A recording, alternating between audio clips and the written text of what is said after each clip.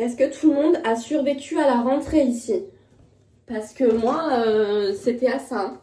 Bonjour tout le monde, j'espère que vous allez bien. Je crois que la dernière fois que j'ai filmé comme ça face cam dans ma salle de bain, c'était l'été. Il faisait beau, il faisait chaud, il y avait du soleil. Et maintenant j'ai froid, il fait gris. On commence à regarder doucement doucement les décos de Noël quoi. Le temps passe trop vite. Et je suis désolée, j'étais moins présente ces derniers temps parce que vraiment la rentrée m'a roulé dessus. À la suite de mon vlog de Paris, je suis rentrée, j'ai eu mes règles, je suis tombée malade et c'était la rentrée et le retour des activités et l'emmener à l'école, le ramener de l'école. Et au travail, on est moins nombreuses. Donc qui dit moins d'employés dit plus de charges de travail pour celles qui restent. Ça m'ouvre des opportunités d'un point de vue professionnel, je continue de m'améliorer. Il y a du challenge quoi, donc c'est très très cool. Je me plains pas hein, de l'intensité de ma vie en ce moment, mais je me justifie juste pour la légère absence que j'ai eue, c'est-à-dire que cet été j'étais à 2 vidéos par semaine et que là en ce moment j'en suis à une. Donc je pense que je vais garder encore une vidéo par semaine peut-être en novembre et en décembre. Les fins d'année sont généralement plus calmes. Il y a moyen que j'en fasse un peu plus. Puis j'avais trop besoin de me reposer, j'étais tellement fatiguée. Du coup, je voulais vous faire une petite mise à jour sur cette perte de poids parce qu'à la base, vous avez commencé à me suivre pour ça. Et effectivement, là en novembre, le but était d'être irréprochable, faire le moins de repas écarts possible. Conserver un bon nombre de pas à 6-7 000 pas, faire mes séances de sport. Voilà, tout ça, sachant que j'y étais depuis janvier, que depuis janvier, il y a eu des périodes plus ou moins faciles sur le respect du programme alimentaire. Et du coup, à la suite de ça, je vous ai jamais fait de point, mais effectivement, ça a bien fonctionné, hein. J'ai perdu un peu plus vite que d'habitude. Je pense que c'est vraiment le fait d'avoir diminué le nombre de repas plaisir. J'ai resté pas mal en déficit à la fin de la semaine. Et du coup, j'ai réussi à atteindre mon objectif de moins 1 kg par rapport au début du mois.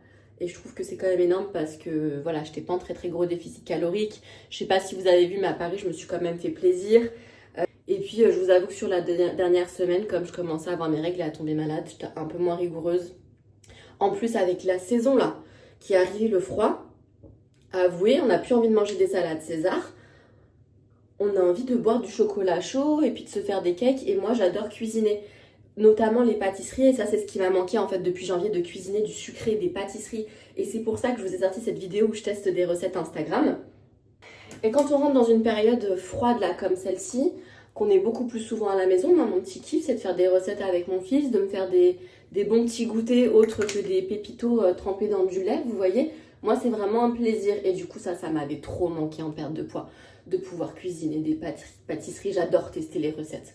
Là, tester les recettes Instagram, je l'ai pas fait pour trouver un concept de vidéo, c'est vraiment un truc que je fais tout le temps quoi. Arriver avec autre chose qu'un gâteau au yaourt ou gâteau au chocolat que je maîtrise depuis des années, je le fais quand j'ai une grande flemme, mais généralement je prends plaisir à regarder la vidéo et à me dire waouh, ça c'est accessible, je peux me le faire à la maison, et de pas toujours aller courir dans le nouveau brunch ou la nouvelle boulangerie du quartier, surtout qu'ici il n'y en a pas énormément. Et en fait, ce qui est fou, ce qui s'est passé, c'est que j'ai réaugmenté mes calories. J'ai un peu envie de dire à vue de nez comme ça. Donc en vrai, j'avais, au lieu d'avoir juste un ski au goûter, là j'ai pu profiter avec mon fils, les goûters d'anniversaire, ma famille et tout. Manger par exemple un tout petit peu plus au goûter, c'est-à-dire m'autoriser la bonne part de gâteau. En ce moment, je me fais un peu plus de chocolat chaud, surtout que j'avais eu mal à la gorge, tout ça, donc ça me calmait pas mal. Ouh la punaise, le Rare Beauty, comment il est teinté! La vache, comment j'estompe ça moi là. Et je sais plus ce que je disais. Bref, aujourd'hui je vous emmène avec moi dans ma journée. On est samedi, j'ai pas le petit.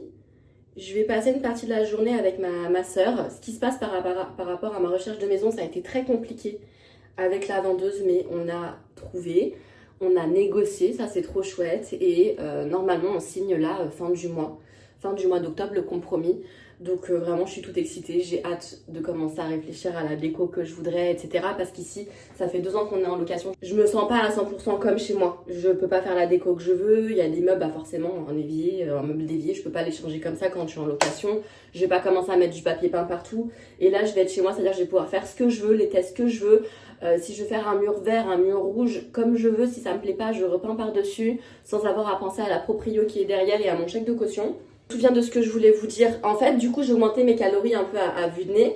Et je me suis quand même pesée pour voir où est-ce que j'en étais, voir comment mon corps réagissait, si je reprenais du poids ou pas. Ou si j'étais en pleine santé et que mon corps stabilisait. Alors au bout de, on va dire, 3 semaines de maintien, environ, j'ai pas bougé d'un iota. Donc trop contente par rapport à ma dernière perte de poids du mois de septembre. Et là, je me suis pesée il y a quelques jours. Mon poids, il a chuté. J'ai perdu 1 kilo supplémentaire. Et quand j'en ai parlé à Pauline, du coup la diététicienne qui m'a suivie pendant tout ce processus, et ben elle m'a dit que c'était normal. En gros, c'est que le corps réagissait bien, c'est qu'on avait fait les choses qu'il fallait. Du coup, j'ai mangé plus, ça a relancé la machine et j'ai perdu encore des kilos supplémentaires. Mais je suis ravie. Je suis ravie. Alors effectivement, quand je vous disais que je mangeais des goûters, pas je me faisais un goûter avec 3 parts de gâteau au chocolat, du chocolat chaud, des bonbons à côté. Non, j'ai pas un gros appétit, je l'ai jamais eu. Donc c'est vraiment ma petite part de gâteau, un peu de thé. Et par contre, le soir, c'est vrai que du coup, comme j'ai mon envie qui s'est remplie, je me suis fait plaisir, j'ai mangé du gâteau, j'ai passé un bon moment, etc. Bah, en vrai, le soir, en ce moment, quand j'ai bien mangé la journée, et ben, je me fais une bonne petite soupe. Je peux me faire genre une tartine au saumon pour avoir un peu de glucides et des protéines. Mais sinon, il y a des soirs, je me suis fait une soupe avec genre du poisson, vous voyez. Et puis, je me gardais un dessert, genre une compote, un truc un peu sucré pour finir la journée. Ou même un petit chocolat, hein. On va se rapprocher des chocolats de Noël, moi, c'est ma passion.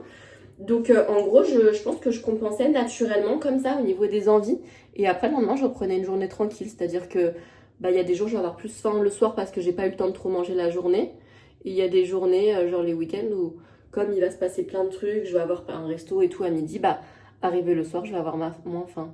Du coup, voilà, mais j'ai tellement de trucs à vous raconter, mais là, ça fait 10 minutes que je parle devant la caméra. On va peut-être continuer la suite de ce vlog. Je vous reprends plus tard, en fait, dans un autre environnement.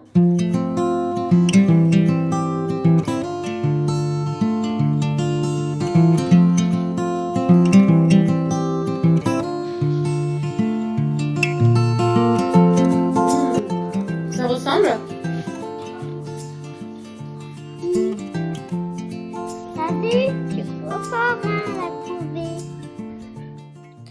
Non mais vraiment ce vlog c'est un échec. J'ai arrêté de filmer la dernière fois parce que comme convenu on est parti visiter aux alentours de la maison qu'on devait acheter. On est parti avec ma sœur et il nous est arrivé un truc de dingue. Je vous raconterai ça plus tard à mon avis dans le vlog quand il n'y aura pas mon fils pour pas m'interrompre parce que vraiment du coup on a annulé la vente. Et là en fait je vous reprends pratiquement une semaine après. C'est les vacances de la Toussaint, mon fils était à la maison, je l'ai inscrit à un stage de gym, sauf qu'en même temps, moi, j'étais pas en congé, donc je travaillais, je faisais des allers-retours, la navette. Je suis épuisée, je suis fatiguée. Franchement, le temps n'aide pas. Je comprends pas ceux qui aiment l'automne.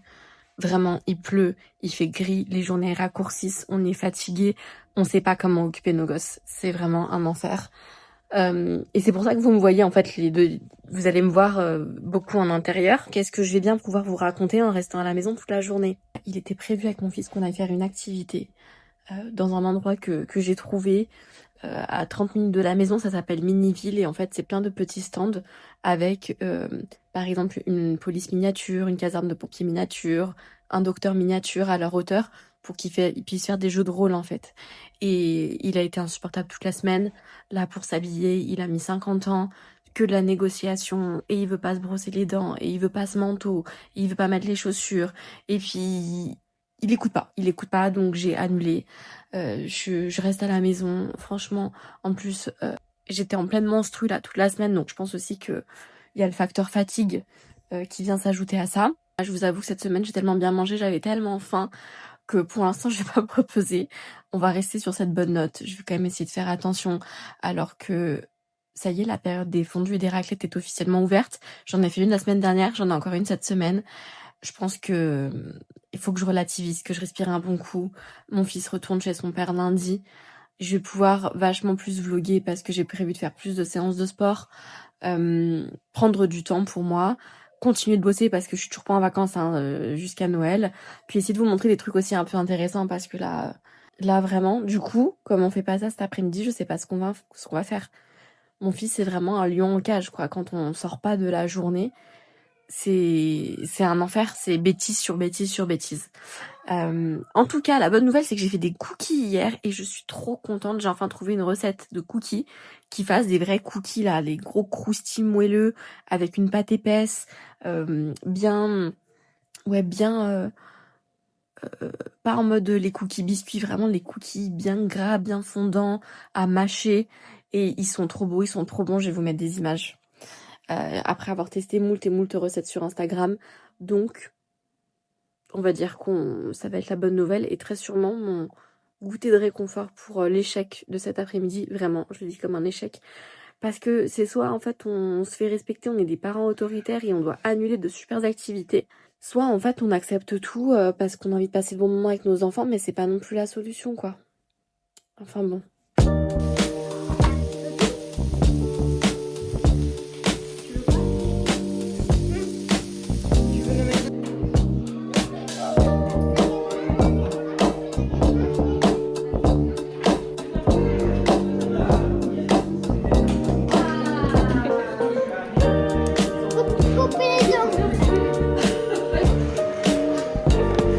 Arrivé à l'activité prévue hier, les mini-villes. Ah, il m'a ramené un gâteau. C'est l'anniversaire de qui? Je suis dans un tout petit chalet. Il m'a demandé d'enlever mes chaussures et de venir le rejoindre. Et c'est trop bien, il y a des activités par thème en fait, ouais, des jeux de rôle. Et franchement, il s'éclate. En plus, comme il commence à faire froid dehors, c'est super. Donc finalement, le week-end n'est pas complètement gâché ou pourri quoi. On est rentré, il est tard quand même. Il est bref 19h passées, du coup on est dimanche soir, j'ai pas eu le temps de publier les vidéos. Ça sera pour mercredi je pense ce vlog. Mon fils est en train de manger, je lui ai fait des gnocchis, steak haché, pesto. Et moi comme je me suis fait plaisir, j'ai pris une gaufre goûtée. Je voulais faire un truc un peu léger ce soir, surtout que j'ai un peu mal au ventre. Du coup je pense que je vais manger l'avocat qui est quand même bien mûr avec du thon. Et puis je suis en train de me faire un truc que j'ai déjà vu sur Instagram, c'est une purée de petits pois carottes, j'adore ça et c'est quand même hyper léger donc je pense que ça va bien le faire pour ce soir. Et en même temps je prépare mon repas de demain midi. Donc je suis en train de me faire du riz, des poireaux, pour ce soir d'ailleurs aussi des petites tomates cerises, hein, faut les manger. Je vais broyer tout ça là et puis à table en fait. Demain c'est déjà lundi, le petit il rentre au centre, ce sera la semaine avec son père. Donc je vais profiter en fait de cette semaine tranquille. Parce qu'en plus exceptionnellement je l'aurai pas le mercredi pour faire un max de sport, bouger, marcher. Je sens que j'en ai besoin là cette semaine. J'étais tellement prise par le travail, le petit en vacances, la vie quoi, que j'ai pas du tout le temps de m'occuper de moi, de ma diète, de mon sport. Voilà des objectifs que j'ai voulu me mettre. Objectifs comme ça, on n'est plus en déficit calorique, mais pour l'hiver quoi. Ça part à cuire pour demain midi avec le riz. Et puis là, je vais broyer tout ça, ça va me faire une petite purée. Et voilà, ça devrait le faire. En vrai, j'ai eu l'impression de vraiment beaucoup manger cette semaine. C'est vrai qu'en 2 semaines, j'ai fait 2 raclettes. J'ai mangé les cookies, goûté, vous savez, toutes les recettes que j'ai fait dans la vidéo où je teste des recettes Instagram. La petite, elle se valait le-ci. Remonter un maintien. Là, j'ai l'impression qu'en fait, j'ai mangé probablement en maintien. Mais j'ai pas mangé non plus les bonnes choses. Enfin, je me suis fait aussi un liquide au chocolat avec ma soeur maison là cette semaine. Je pense que je vais me prendre une note où je vais mettre des croix en fait sur ce que je mange pour à la fin de la semaine savoir à combien j'en suis, pas d'écart mais en gros de repas plaisir, parce que si c'est pour qu'il y en ait un par jour, je pense que je vais vraiment reprendre du poids. Donc réussir à trouver cet équilibre là pour maintenir quand même les 67 kilos que j'ai enfin réussi à atteindre et puis pouvoir reprendre au printemps prochain ou peut-être même après les fêtes. Les derniers kilos, peut-être les derniers kilos que j'aurai envie de reperdre. Mais en tout cas, je sens que j'ai trop mangé, puis ça se voit sur ma peau. Les boutons, bon, je sors aussi des règles, mais les boutons, je me sens un peu plus ballonnée que d'habitude. En fait, avec la raclette d'hier soir, j'avais pas très faim, donc ce matin, j'ai mangé du fromage blanc avec des dattes, une cuillère à café de beurre de cacahuète, genre hyper light. J'avais pas très faim à midi, et en fait, je viens de calculer à peu près ma journée. Je suis encore très basse en calories, donc je pourrais me faire plus. Et en vrai, j'ai fait tellement d'écart ces derniers temps que c'est peut-être pas plus mal que je sois basse en calories aujourd'hui. On va voir comment je réussis à me réguler en fait. Je vous tiens au jus.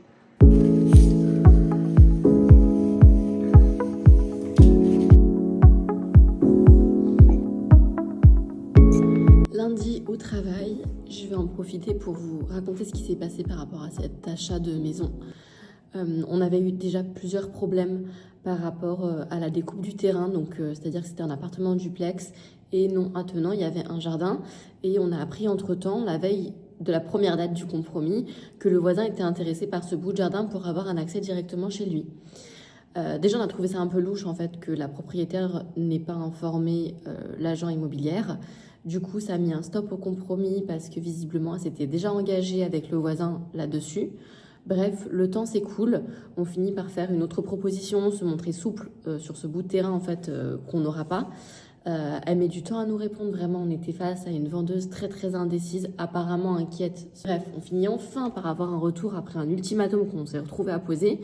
Puis en fait, dès que j'apprends qu'il y a une nouvelle date de compromis, je pars le week-end en fait avec ma sœur, il fait soleil, ce fameux week-end où je vous ai filmé le début de la vidéo, pour pouvoir aller en fait faire un tour des environs et voir le nouveau découpage qui est proposé, histoire que tout le monde soit content.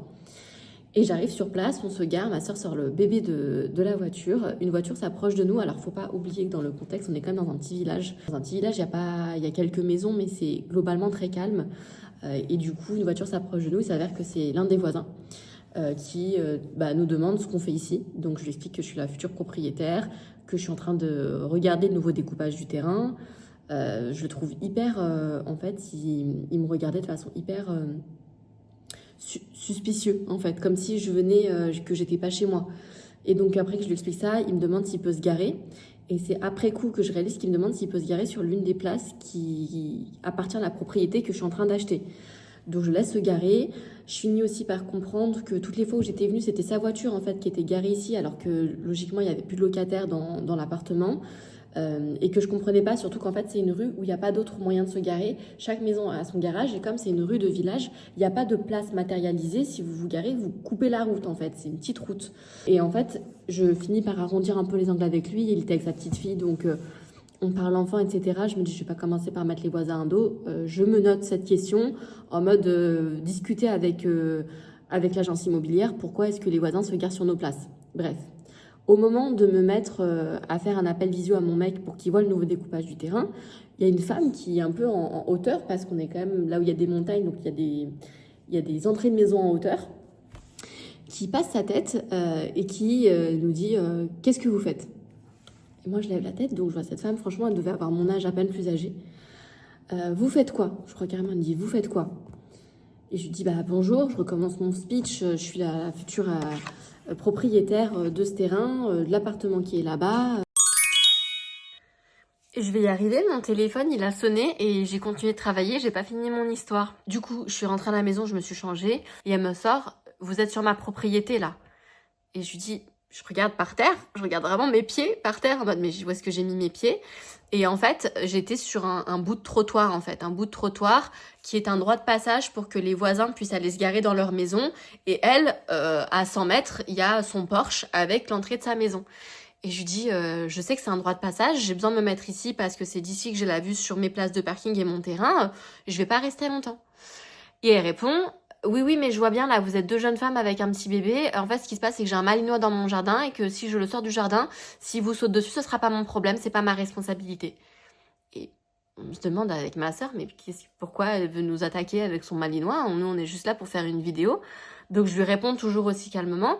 J'en ai pas pour longtemps, je vais pas rentrer chez vous. Juste, j'ai vraiment besoin d'appeler mon conjoint avant la signature du compromis par rapport à ce bout de terrain. Il y a que d'ici que je peux le voir. Enfin, j'étais vraiment pas chez elle, en fait. Et elle continue de nous enchaîner. Oui, mais je fais comment, moi, si je veux rentrer chez moi? En fait, vous êtes devant chez moi.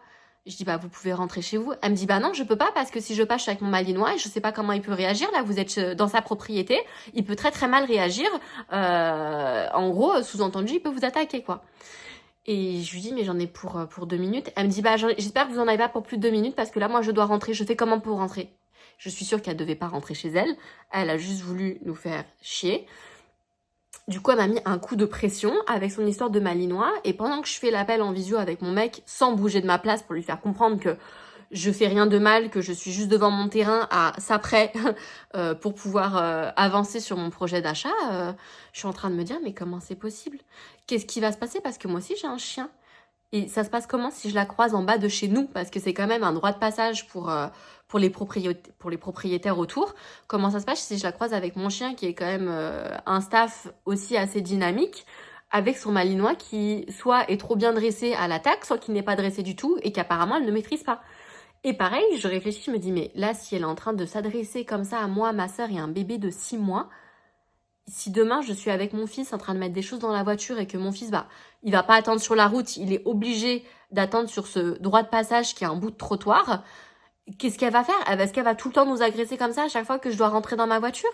Donc en fait, c'était la goutte de trop. J'ai décidé d'envoyer un message sur le groupe de l'achat pour dire que je me retirais, que c'était vraiment trop ce voisinage qui nous agresse, qui nous rentre dedans comme ça. J'ai pas envie d'être en stress tous les jours de ma vie en fait, parce que j'ai décidé d'acheter une belle maison avec un beau terrain. Non, c'est pas possible. Le voisinage, ça fait aussi beaucoup. Et de là, du coup, l'agent immobilier m'a appelé. J'ai tout sorti. Franchement, j'étais énervée. Sur le moment, je me suis contenue dans la possibilité peut-être d'apaiser cette dame, d'arranger les choses, de pouvoir aller de l'avant et de créer un premier contact avec le voisinage sympathique.